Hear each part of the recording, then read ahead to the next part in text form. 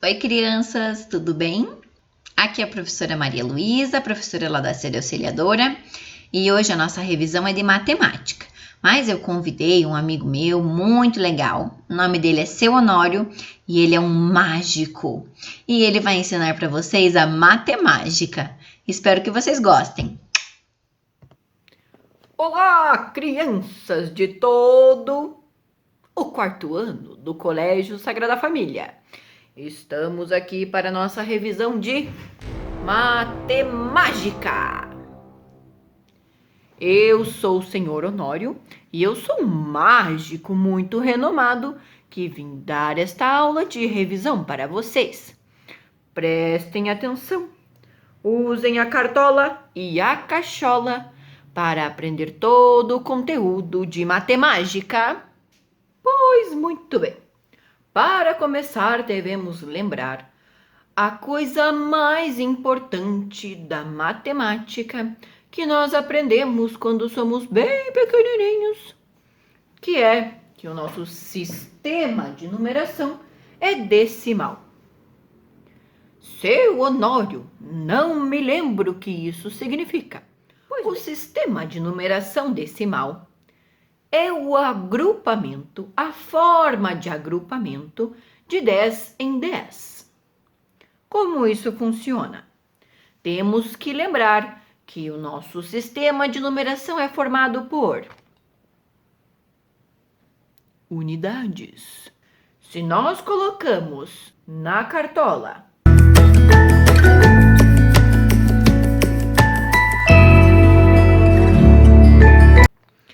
10 unidades, ela se transforma em uma dezena. Então, não podemos esquecer que, quando juntamos de 10 em 10 no sistema de numeração decimal, nós agrupamos. Unidades se transformam em dezenas. 10 dezenas se transformam em uma centena. E 10 centenas se transformam em uma unidade de milhar. E assim sucessivamente até o infinito. Essa é a explicação para o sistema de numeração decimal. E isso é muito importante, o agrupamento de 10 em 10, porque é ele que permite com que todos os numerais do sistema de numeração sejam formados, certo? Esse é o começo da nossa revisão. Vamos prestar atenção para que nós vamos usar esse conhecimento na cartola. Na cachola. Muito bem, então, crianças. Agora que nós entramos no mundo da matemática e estamos trabalhando, relembrando o sistema de numeração decimal, vamos observar esse numeral no quadro de ordens. Primeiro, vamos dar uma olhadinha. O numeral é o 25.781 e ele está dividido em duas cores, verde e azul. Cada algarismo ocupa um espaço especial que se chama ordem, e cada uma das ordens tem um nome. O algarismo 1 está ocupando a unidade, o 8 está ocupando a dezena, o 7 está ocupando a centena, o 5 a unidade de milhar e o 2 a dezena de milhar. Como cada um ocupa uma ordem diferente, nós formamos o numeral 25.781. A unidade é a primeira ordem, a dezena é a segunda ordem, centena a terceira ordem, unidade de milhar é a quarta ordem, a dezena de milhar é a quinta ordem. Até a quinta ordem nós já trabalhamos.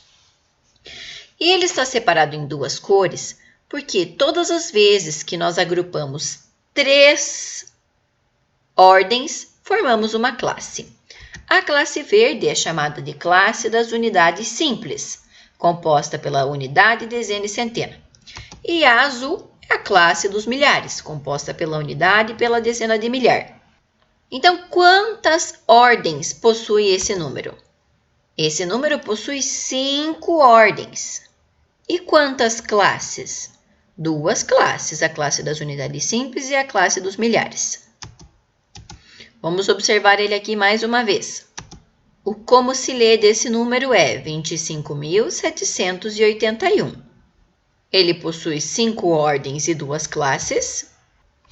E é importante lembrar que no sistema de numeração decimal, não importa só o valor de cada símbolo, o valor do algarismo 2, o valor do algarismo 5, importa o lugar em que ele ocupa, certo?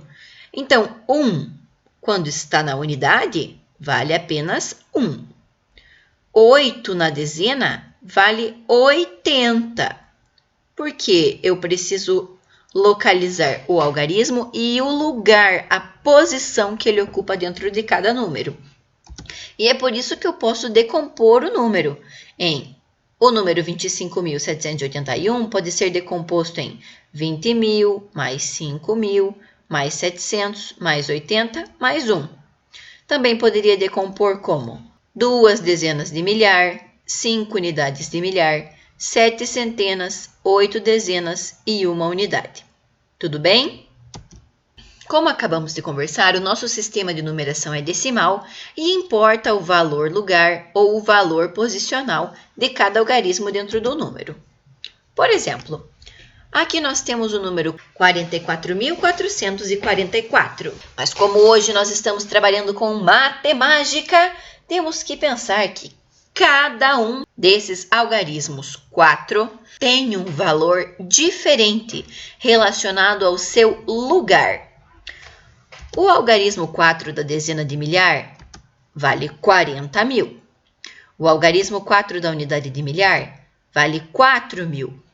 O algarismo 4 da centena vale 400. O algarismo 4 da dezena vale 40. E o algarismo 4 da unidade vale 4. Certo? Dependendo do lugar que o algarismo ocupa dentro do número, ele possui um valor lugar ou um valor posicional diferente. Vamos para mais um exemplo. Neste quadro, vamos observar onde se encontra o algarismo 9 dentro de cada número. 25.789, 2.791, 945. Aqui, no primeiro número, o 9 se encontra na unidade, então seu valor posicional, o seu valor lugar é 9. No 2.791, o 9 se encontra na dezena, então seu valor é 90. No 945, o 9 se encontra na centena, então o valor posicional do algarismo 9 é 900. Relembrando como se lê. 25.789. Lembrando que quando eu mudo de classe e coloco o pontinho no número, ou mesmo que eu não coloque o pontinho no número, eu sei que eu mudei da classe dos milhares para a classe das unidades simples, eu coloco uma vírgula quando escrevo por extenso. 25.789. Próximo, 2.791. 945. Relembrando como se lê. E trabalhando essa ideia de sistema de numeração decimal, nós podemos comparar os números, justamente porque os algarismos têm um lugar dentro dos números. Nós podemos observar e comparar para ver qual número é maior, qual número é menor e se por acaso existem números iguais. Para comparar os números, nós vamos chamar o nosso amigão jacaré. Um jacaré? Sim, senhores. Esse é o jacaré comedor de números. Mas tem um detalhe. Ele só come o número maior. Por isso, nós vamos comparar para ver qual número o jacaré vai comer. 3.652, 3.655. Nós começamos comparando pela maior ordem. Aqui nós temos 3 unidades de milhar, 3 unidades de milhar. 6 centenas, 6 centenas. 5 dezenas, 5 dezenas. 2 unidades, 5 unidades. Ou seja, 3.655 é maior do que 3.652. O jacaré vai abrir a bocão para o número maior. O sinal, neste caso, menor que, porque a bocona do jacaré está aberta para este número. 3.652 é menor que 3.655, porque o jacaré está abrindo a boca para o 3.655. Muito bem. Comparando o segundo. 2 unidades de milhar, 1 unidade de milhar. Opa, já está aí a diferença. Já sabemos pela ordem das unidades de milhar qual é o maior número. O jacaré gosta de comer números grandões. 2.185 é maior que 1.285. Bocona do jacaré aberta sempre para o maior número. Se o maior número está deste lado, abre a boca para este lado. Se está deste lado, abre a boca para este lado. Tudo bem? Agora, esse jacaré tem uma coisa que ele não gosta. É quando os números são iguais. 2.546 é igual a 2.546. E quem é que ele vai comer? Ele é esfomeado, gosta de comer o maior número. Se não tem número maior, ele não come ninguém. Ele fica de boca aberta, sinal de igual. Tudo bem? Sinal menor que, maior que, igual. É assim que nós comparamos números. Mais uma vez, sinal menor que, maior que, igual. Tudo bem? Hora da mágica. Repitam comigo para a mágica acontecer. Simsalabim. Quadro branco. Revele as operações. Todas para mim. Não é que deu certo? 4 são as principais operações: adição, subtração, divisão e multiplicação. Vamos para a tela.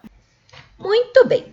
Agora que fizemos a nossa mágica e todas as operações apareceram no quadro, vamos relembrar as 4 principais operações: a adição, subtração, multiplicação e divisão.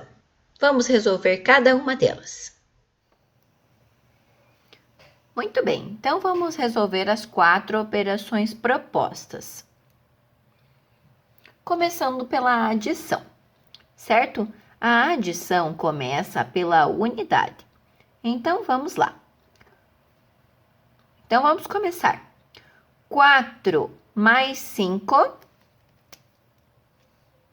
9. 8 mais 9, vamos contar. 8, 9, 10, 11, 12, 13, 14, 15, 16, 17.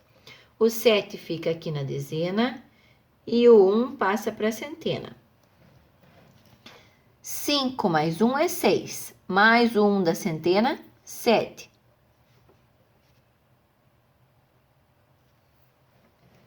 7 mais 2, 9. A resposta da nossa adição foi 9.779. Ok? Passando para a subtração. Eu sempre acho mais fácil trabalhar as operações pensando em balas. Assim a gente pensa numa balinha bem docinha, matemática, conseguimos resolver bem simples. Eu tenho uma bala e comi uma bala. 1 menos 1, quanto é que dá? 0. Eu tenho 3 balas, posso comer 4? Nada disso, eu só tenho 3. Então, eu vou emprestar do 4, que está na centena. Na verdade, eu estou transformando uma centena em 10 dezenas, por isso que fica 13. E aqui sobram 3. Certo? 13 menos 4, 9. Eu tenho 3 balas, posso comer 6? Não posso, eu só tenho 3. Vou emprestar do meu vizinho 8. O 8 vai ficar valendo 7. E o 3 da centena vai passar a valer 13 centenas. 13 menos 6, 7. 7 unidades de milhar menos 5 unidades de milhar, 2. 2 menos 1, 1. A resposta da nossa subtração foi 12.790. Ok? Vamos passar para a multiplicação tabuada do 7. Estudar tabuada, galerinha. 7 vezes o número 2, 14. A multiplicação também começa pela unidade. Começa o 7 multiplicando a unidade. 7 vezes 2 é 14. 4 fica na unidade e 1 passa para a dezena. 7 vezes o 9, 63. Mais 1, 64. O 6 passa lá para a centena. 7 vezes o 8, 56. Mais 6, 57, 58, 59, 60, 61, 62. O 2 fica na centena e o 6 passo para a unidade de milhar. 7 vezes 4, 28. 28 mais 6, 29, 30, 31, 32, 33, 34. 34.244 é a nossa resposta. E por último, mas muito importante, a divisão. A divisão é uma operação especial, pois ela é a única que não começa pela unidade. Nós começamos a dividir lá pela maior ordem, certo? Nesse caso, é a unidade de milhar, tá? Lembra que eu contei que é fácil fazer as operações pensando em balas? Então, vamos pensar com a prof. Eu tenho 3 balas. Posso dividir para 4 crianças? Não posso. Então, eu vou pegar o 36. Guarda-chuva no 36, porque é ele que eu estou dividindo. Tem 36 na tabuada do 4? Tem. Vezes 9. O 9 é a resposta, eu guardo embaixo da chave. 9 vezes o 4 é 36. Para chegar nesse 36 aqui, não sobra nada, 0. Abaixo o número 1. Meu vizinho abaixo. Só uma bala eu posso dividir para 4 crianças? Não posso. E agora, professora? O que é que eu faço? Se eu já abaixei e eu quero abaixar o próximo número, eu preciso colocar um 0 na chave. Então, 0. Agora eu abaixo 6. 16. Guarda-chuva no 16. Tem na tabuada do 4? Sim. Vezes 4. 4 é a resposta embaixo da chave. 4 vezes o 4 é 16. Para chegar nesse 16 aqui do guarda-chuva, 0. Deu uma divisão exata. 3.616 divididos por 4 deu 904. Beleza?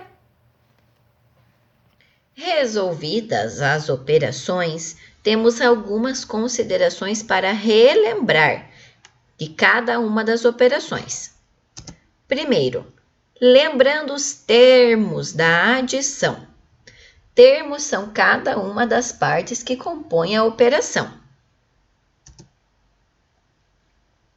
Na adição, 6.523 mais 1.289, que vai chegar a essa resposta de 7.812, o primeiro termo se chama parcela.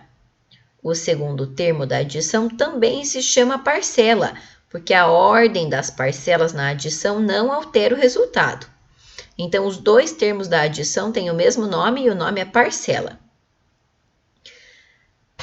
A resposta que nós chegamos se chama soma ou total quando estamos trabalhando com adição, certo? Anotem bem isso na cabeça, guardadinho num lugar seguro. Temos também os termos da subtração. Quais são os nomes de cada uma das partes da subtração? Na subtração, 8.134 menos 1.924, que chegamos no resultado 6.210.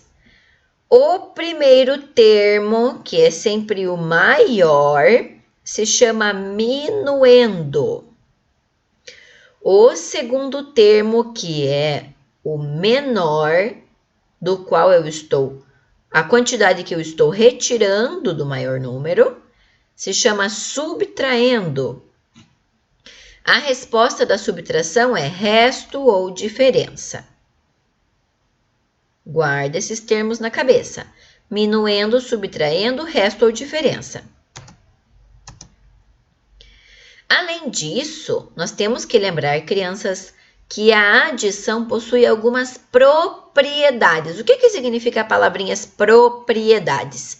Que é próprio da adição, certo? A adição é dona de algumas propriedades.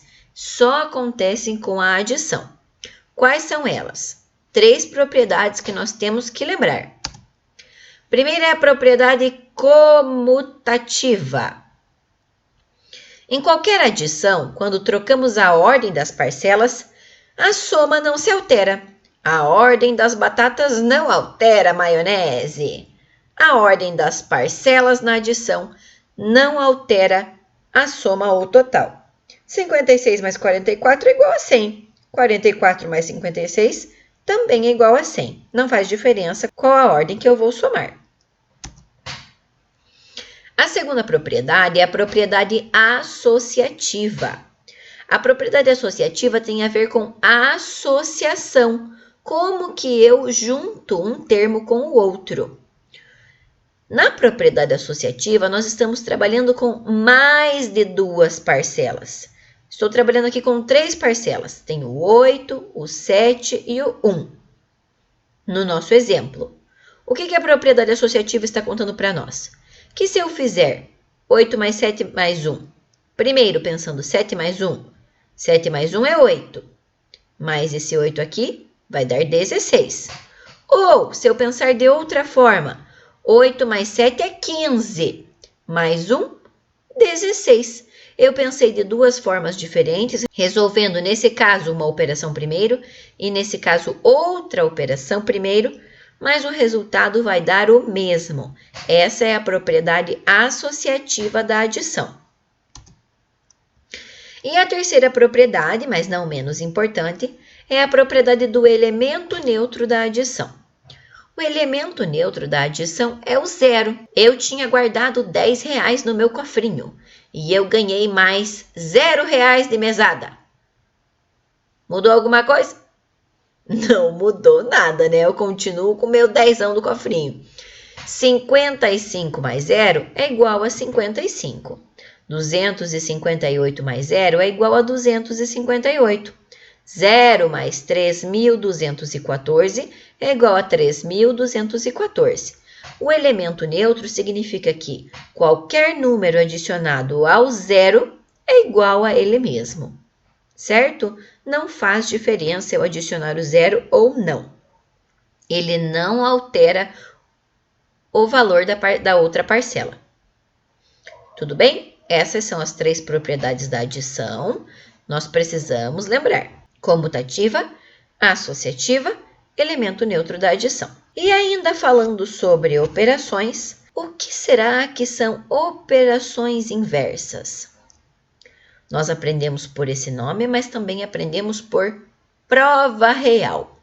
Quando eu quero ter certeza que eu fiz uma continha e ela está certa, a resposta está correta, eu faço a operação inversa.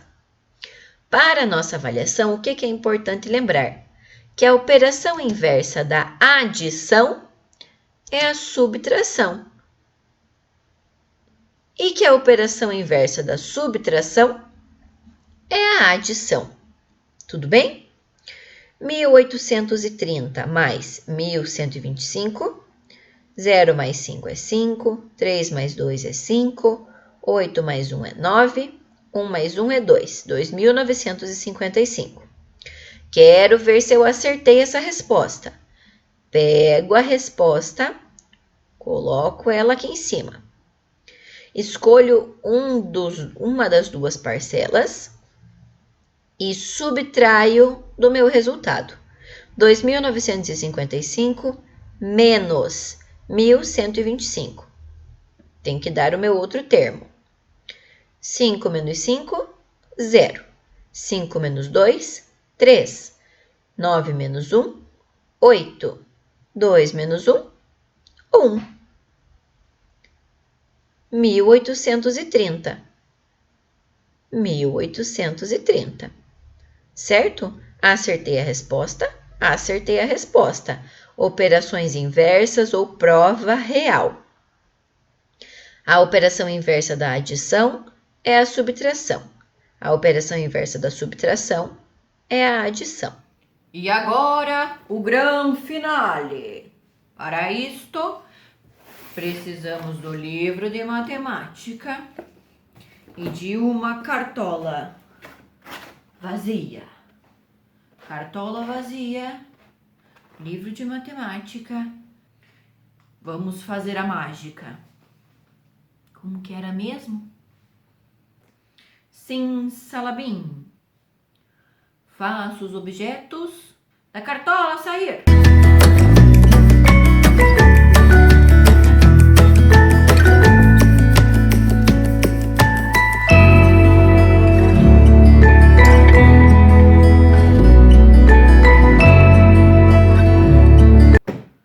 Ufa! Acho que acabou.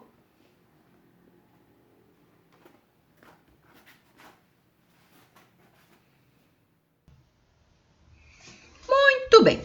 Depois de tirar todos os sólidos geométricos da minha cartola, ou será que foi da minha cachola? Vamos relembrar alguns conteúdos que vocês já aprenderam, muito importantes. Primeiro, existe diferença entre sólidos e figuras geométricas. As figuras geométricas são figuras planas. Elas ficam achatadas sobre a mesa ou sobre um papel, porque elas só possuem duas dimensões. Eu não consigo pegar o desenho deste triângulo nem o desenho deste retângulo. Mas, se eu juntar este retângulo com outro retângulo em outra dimensão, eu posso formar sólidos geométricos, como, por exemplo, o paralelepípedo ou o cubo. Sobre o cubo e o paralelepípedo, vamos recordar um pouquinho o que nós já aprendemos. O cubo é formado por todos os lados quadrados. Com este cubo, vamos relembrar três partes dos sólidos geométricos que nós precisamos lembrar sempre: face, aresta e vértice. Face é a paredinha. Aresta são os encontros das faces. E o vértice, cada uma das pontinhas. Tudo bem? O cubo tem 6 faces. É só lembrar do dado. O dado tem 6 lados, 6 faces. As arestas nós podemos contar. 1, 2, 3, 4, 5, 6, 7, 8, 9, 10, 11. 12 arestas. E os vértices são as pontinhas. 1, 2, 3, 4, 5, 6, 7, 8. 6 faces, 12 arestas e 8 vértices. Tudo bem? No paralelepípedo, a mesma coisa, certo? Temos que identificar as faces, as arestas e os vértices em qualquer sólido geométrico. Nós também aprendemos sobre dois outros sólidos geométricos, que são as pirâmides e os prismas. Qual a diferença entre pirâmides e prismas? Bom, as pirâmides têm faces laterais triangulares, enquanto os prismas têm faces laterais retangulares. As pirâmides têm uma base apenas e todas as faces se unem em um vértice lá em cima, enquanto o prisma tem duas bases. Certo? Tanto o prisma quanto a pirâmide recebem o nome da figura que eles possuem na base. Então, esta é uma pirâmide de base triangular e este é um prisma de base triangular, certo? Pode ser qualquer figura na base. Temos pirâmides de base hexagonal, prisma de base pentagonal. Dependendo da figura da base, as características são as mesmas. Lembraram? Acabamos de relembrar: paralelepípedo, cubo, prisma, pirâmide. Nós ainda aprendemos outros 3 sólidos especiais, que são especiais porque possuem um círculo na sua constituição. Tem uma figura de círculo para formar esses sólidos. São eles: cone, cilindro,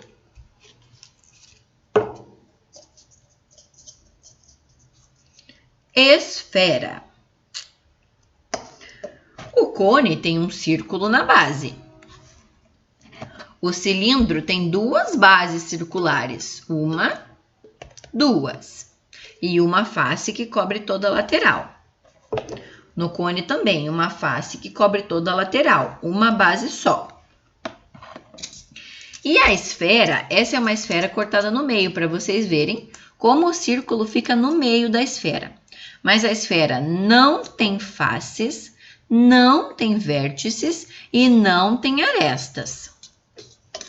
O cilindro tem 2 bases, mas não tem vértices e não tem arestas. O cone tem uma base, não tem arestas, mas tem um vértice aqui da pontinha. Tudo bem? Esta pontinha é um vértice. Relembrado? Então, crianças, é isso. Espero que tenham gostado. Um beijo do seu Honório, o maior mágico de matemática de todos os tempos, e bons estudos de matemática para vocês.